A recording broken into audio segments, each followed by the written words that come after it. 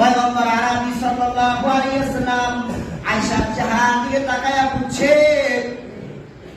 ডাকিয়া আয়েশা, তুমি মনে করছিলা তোমার বাবার নামটা আমি উচ্চারণ করব, কিন্তু আয়েশা তুমি জানো তোমার বাবার জিন্দেগির দুইটা এমন আমল আছে যে আমলগুলা যদি পাল্লায় ওজন দেওয়া হয় আর তামাম গোটা উম্মতের বা আমল যদি অন্য পাল্লায় ওজন দেওয়া হয়, তোমার পিতা আবু বকর ওই দুই দিনের আমল তামাম পৃথিবীর উম্মতের আমলের চাইতে বড় ওজন ভারী হয়ে যাবে।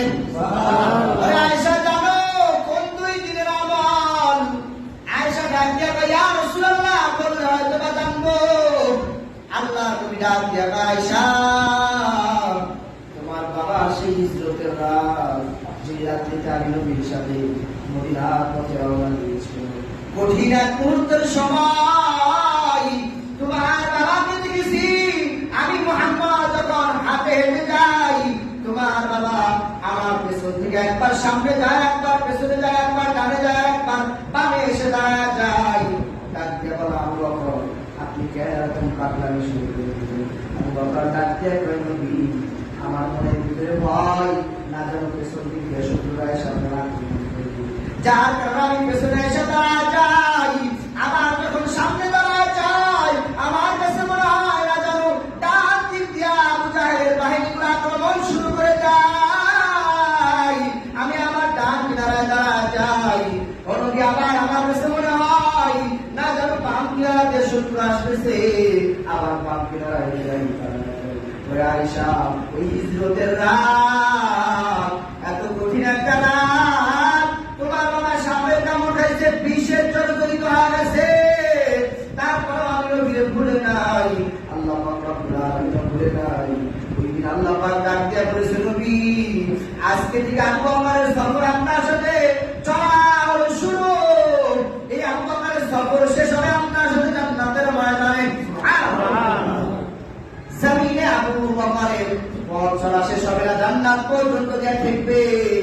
আর আয়েশা, ওই দিনের রাতের আমল যদি জোড়া দেওয়া হয়, গোটা পৃথিবীর যত উম্মত আছে সব উম্মতের চাইতে বেশি হয়ে যাবে, ওজনের মধ্যে ভারী হয়ে যাবে।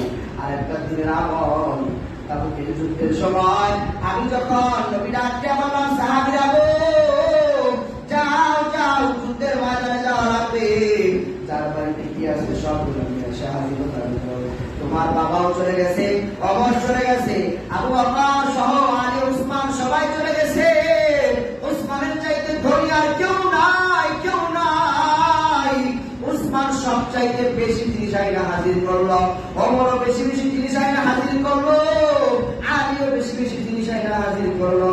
ওমর ডাক দিয়া কয়, ইয়া রাসূলুল্লাহ, আজকে দানের দিকে আমল করে চাই বেশি থাকতে চাই। উসমান ডাক দিয়া কয়, নবী, দানের দিকে আমি আজকে আবু বকরের চাইতে বেশি থাকতে চাই। হযরত আলী ডাক দিয়া কয়, নবী, আজকে দানের দিকে আমি আবু বকরের বেশি থাকতে চাই। আল্লাহর নবী সবার বক্তব্য শুনলেন, আবু বকরের দিকে তাকায়, বলে, আবু বকর, কি পরিমাণ জিনিস আমার জন্য নিয়ে আসছেন, আর কি পরিমাণ দয়া রেখে আসছেন।